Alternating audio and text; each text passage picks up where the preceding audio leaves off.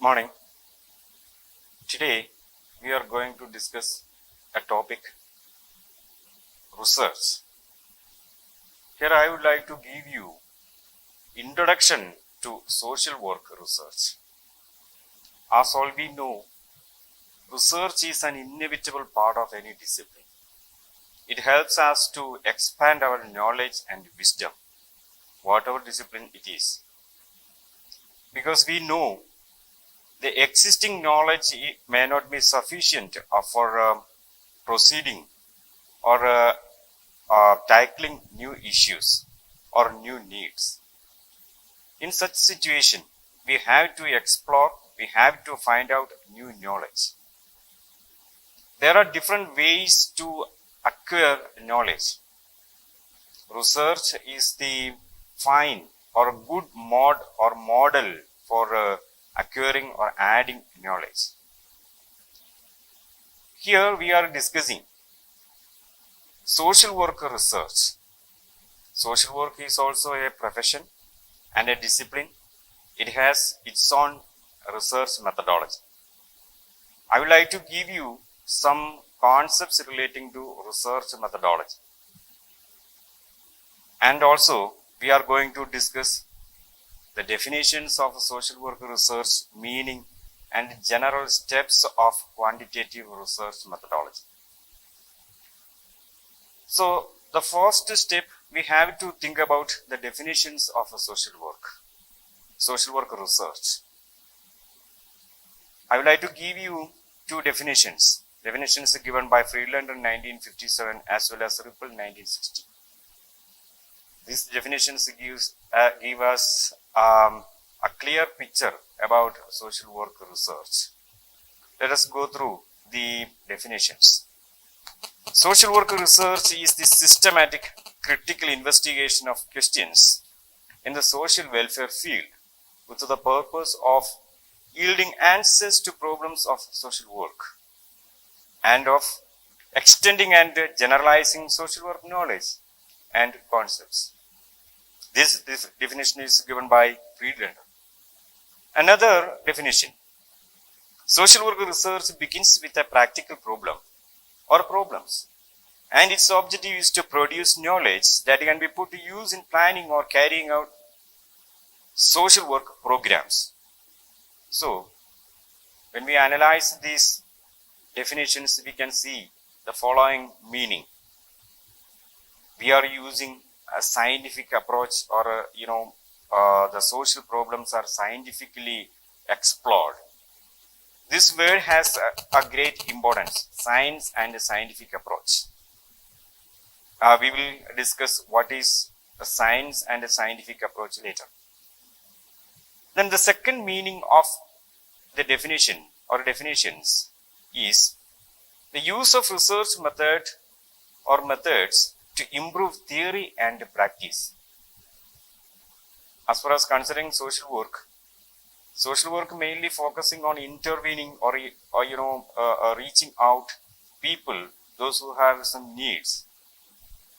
So social workers tend to plan programs and activities for the welfare and the development of people. It also helps us to use the knowledge in appraising the effectiveness of interventions or methods and the techniques of social work practice. It provides information that can be taken into consideration by social workers prior to making decisions that affect their clients, programs or agencies, such as use of alternative intervention or change or modification of programs. As I said earlier, social work is a practical or a practice-based profession. We are planning or we are implementing so many programs for the welfare as well as the progress of individual groups and communities. These programs are determined based on the need assessment. Need assessment is a scientific approach or a scientific endeavor. Without finding the needs of a community or a people or an individual, we cannot plan or organize programs for some activities for them. See, suppose if social workers are engaging community organization, they will have to find out the needs. There are different types of needs, felt needs, as well as the declared needs, etc. These needs are identified with the help of community people. Here we are using a scientific approach. Now we will think about what is a scientific approach, a scientific inquiry. Scientific inquiry simply means that there is a systematic step of reaching out a conclusion. Here it needs observation, classification, and interpretation of data. Observation is the first and foremost step in a scientific approach or scientific attitude. And again, we will classify them into classes based on some characteristic features or some some features. It's for reaching a conclusion, a valid conclusion that can be accepted as a valid knowledge. So this is a common process, and it is known as, this common sense is known as science or a scientific approach. Here also we are using this scientific approach. Let us see a definition of scientific method. George L. Lundberg giving a definition. Scientific method consists of systematic observation, classification, and interpretation of data. The main difference between our day-to-day generalization and the conclusion usually recognized as a scientific method lies in the degree of formality, rigorousness, verifiability, and general validity of the data. Now, as I said earlier, the central point of this definition is observation, classification, and interpretation of data. When we are thinking about the scientific approach, we have to think about the philosophical discussion, that is the nature of reality. When we are think about the nature of reality, there is a philosophical discussion, that is, sometimes the reality is in objective nature, or sometimes the reality is in subjective nature, or sometimes both. In these cases, we have to select method or some strategies for doing a research based on the nature of reality. All these concepts are coming under paradigm. Now we are thinking about what is a paradigm. Paradigm simply means a model. Let us have a quick look on paradigm. Paradigm is a set of beliefs, values, and techniques which is shared by members of a scientific community, and which acts as a guide or a map dictating the kinds of problems science should address and the type of explanation that are acceptable to them. While we analyzing this definition, we can see that it's a set of values, it's a set of beliefs, it's a set of methods or approaches that can be adopted by an individual or a researcher for doing a research. And also there are some acceptable ways to do our research, as well as there are some acceptable way for analyzing and interpreting a data, or reaching out a solution, a conclusion in the form of a hypothesis, or a research question, or for an answer. There are different types of paradigm. It's based on the nature of reality. If the reality is in positive, subjective in nature, that means reality is there inside the researcher. Research determines as well as explains the nature of reality. In such cases, he uses qualitative research methodology. But the reality is in objective in nature. What is the role of a social researcher? The reality is in outside. The role of the researcher is to explain or find out the characteristic features or explain that with based on that feature or features. In such cases, we can use quantitative research methodology. Or sometimes, as I said earlier, if it is not possible to determine the nature of reality subjectively or objectively, we can use mixed or critical method.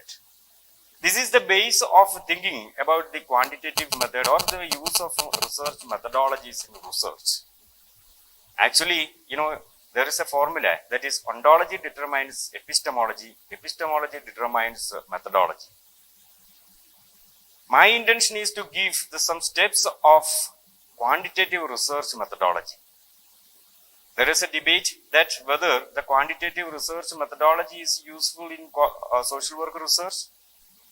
Yet, scientific world is accepting quantitative research methodology and strategies. That's why I would like to give you some steps, some important steps in research, quantitative research methodology. Let us think about quantitative research, steps in quantitative research methodology. The first step is formulation of a research problem or a research question or a hypothesis. So it's a Herculean task. If a researcher succeeds to formulate a research problem, we can say that he has or have done. So formulation of research problem is the first and foremost thing in research. Here there is a question, how we can formulate a research problem? There are different strategies, there are different ways or different approaches to formulate a research problem. For example, if a researcher, a person who has sufficient experience in a particular field or an area, he may have some doubts or he may felt some gaps about the theory as well as the practice. In such cases, that doubt may lead to a research topic, or one can identify a research problem from his readings, newspapers, or some research theses, articles, etc. That issue or that reading may lead to a research problem. For example, community may have, or a group of person are having a sort of problem facing in a community. For example, in this pandemic period, we heard that it is said that people are facing different types of problems, especially children as well as old age persons. And if one wants to check whether it is right or not, actually they are having, children or old age persons having psychological as well as physiological problem due to this COVID pandemic or lockdown. He can formulate a research problem in that area. So that is the first step, a research problem, a research question. Another way of formulating a research question is to, funneling or, filtering a problem. This is a simple way. If we have an idea, if we know an area, we can dissect that area into subparts based on some features or some characteristic feature. And we will dissect it again and again until we reach a concrete, a researchable, a research question. This is also another way.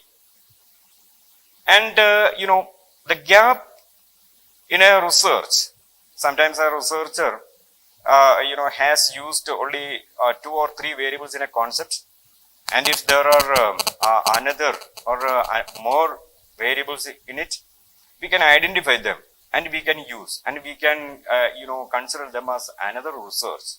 We can utilize those variables for our new research.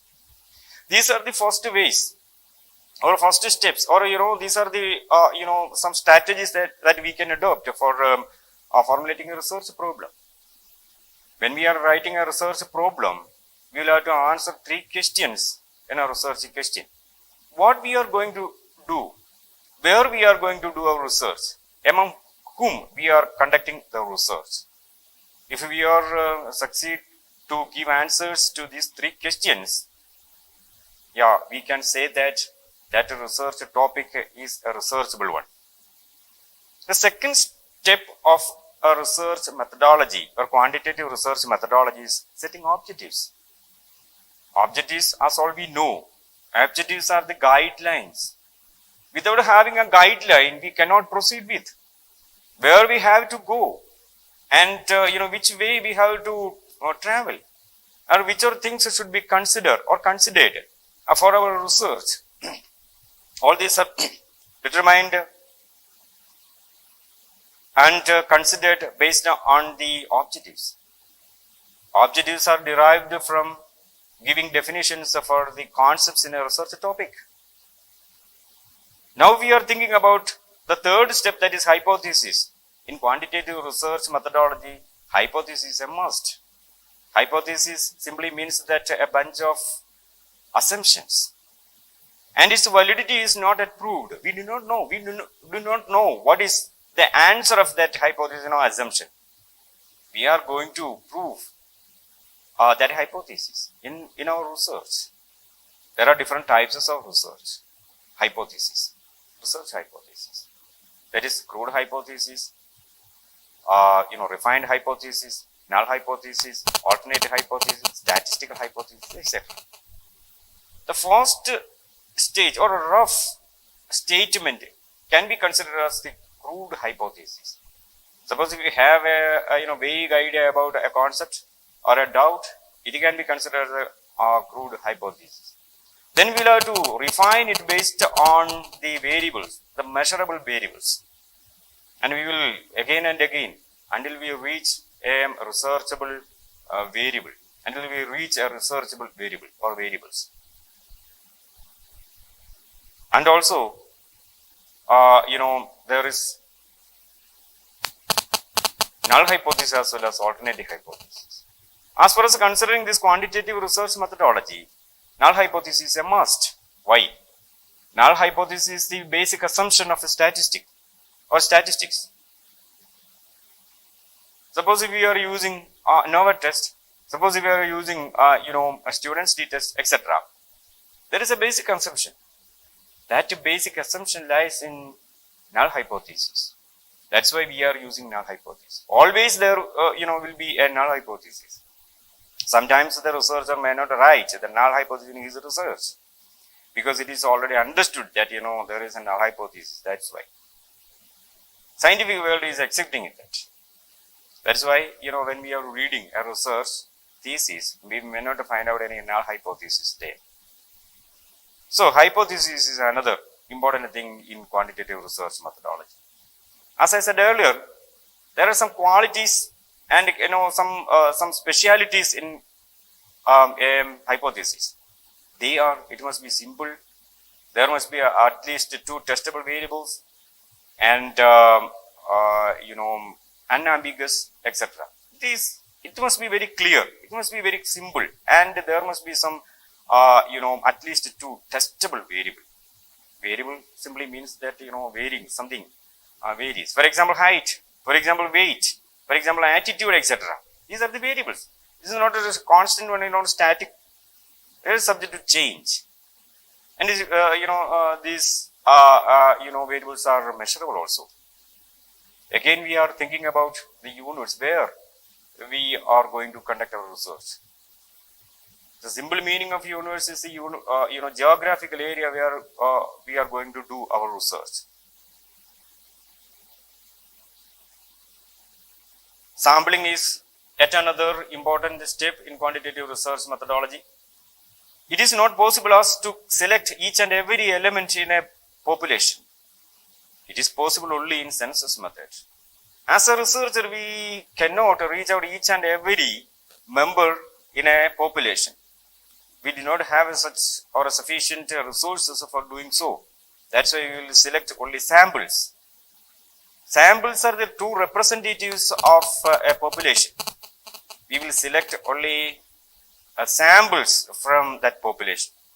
For that, we are adopting, we are following some strategies. They are probability sampling and non-probability sampling.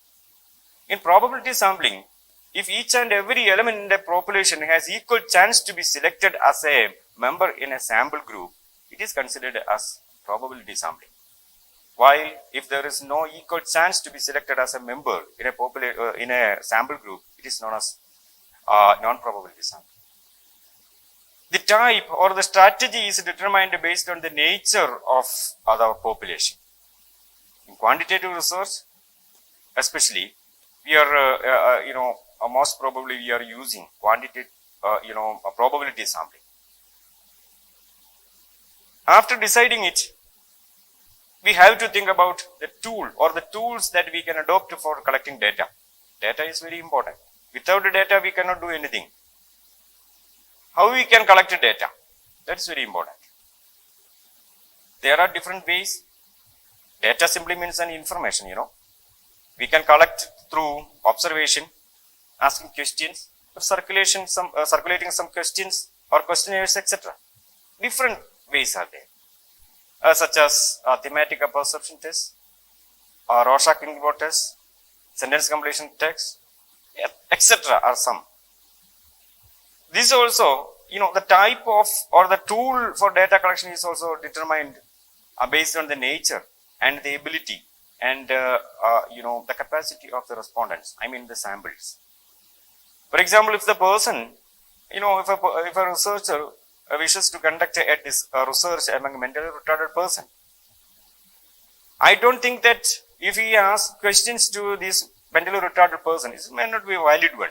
Because, they will give answers, but the answers may not be valid one. In such cases, observation is the best way. Or asking questions to their parents or siblings if they are normal. And also, if you would like to conduct a research in a tribal area, and if we plan to circulate questionnaires to the tribal people, is it possible? It is possible. We can circulate, we can give questionnaire, but we cannot expect answers or filled up forms from them. In such cases, observation is best way, or participatory or data collection is the best way. Here, the researcher lives along with them, that community, and observe the behavior, the patterns, etc., and records them. Again, after selecting this tool, we have to ensure the validity and the reliability of that. Whether that tool is sufficient for our research, this tool is reliable for doing our research. If we repeatedly doing the same research, would we get the same result again and again, or approximately same result? If we do not get the same result or approximately same result, we cannot say that tool is reliable. The tool can be standardized one or a self-prepared one. It is better to select one standardized one, because already the validity and the reliability check has been done by the researcher or the person who has developed that questionnaire. Or researcher can prepare a questionnaire and standardize it. For that, in order to standardizing a questionnaire, there are different strategies. In that situation, he will have to think about the validity and the reliability. There are different types of validity. Content validity, construct validity, as well as far as considering the reliability, retest reliability, Conback alpha, some statistical techniques are also there for checking the validity. After fixing these things, we are moving to collecting data. Data collection process is the next step. The researcher himself, or he uses some assistance for collecting data, or he can use, or he can collect the data through a website, some softwares, as well as some like internets, etc. He will decide which way he can use asking questions, or interviewing method, or circulation of questionnaires, whatever may be. After doing so, completing this process, he will collect the data, and he will have to arrange, he will have to make them in different stacks based on some features, sometimes based on the the economic status, based on the gender, based on some other features, etc. It's for classification of our data. Classification helps us reaching a solution in a systematic way. That means we can see some common patterns, or some specific feature or features in a particular section. Then, as the guidelines given in the manual, or as we decided earlier, we are giving some numbers, or it simply means that quantifying the data. This quantification is very important in quantitative research methodology. And again, we will have to translate or convert it into a table form, that is tabulation. This table can be used for further statistical analysis, especially when we are using SPSS, statistical packages for social sciences. This SPSS will help us, this table will help us to enter data systematically there in SPSS. So, after doing, all of these activities, we can reach, almost the final stage, that is analysis. Analysis is nothing, it is the discussion, or, finding or drawing out the features, or the positives and the negatives, or something like that. It's a discussion. Now, after that, we can draw a conclusion, reach a conclusion. That conclusion is our finding. That findings, etc., should be discussed based on our research review literature. What is the progress? What is the similarities? What are the main features comparing to the existing researches? What are the new outcomes?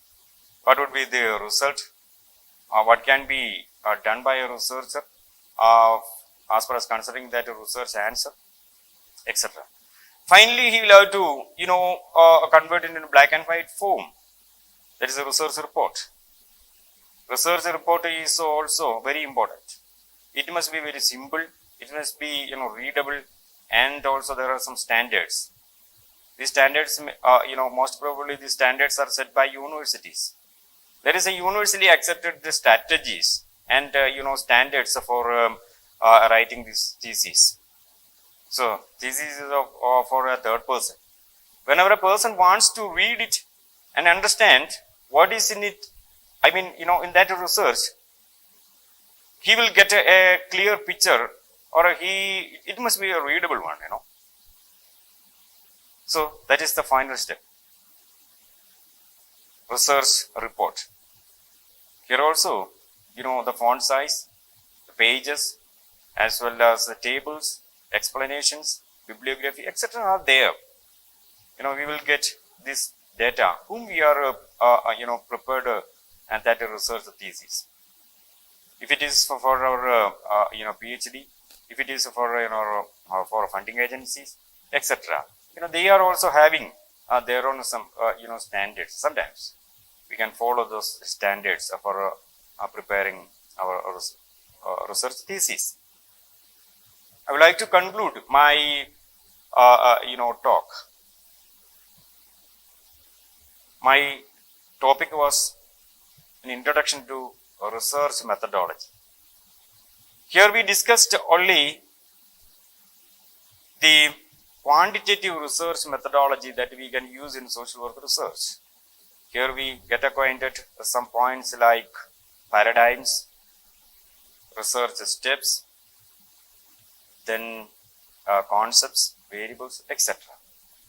So of course, this will be very helpful for a beginner for doing a research. And if you need more clarification, you need more further readings, you can at least follow the following books. The first book given by Designs of Social Research given by D.K. Laldas, as well as the social research given by Sarandakos. Okay, thank you.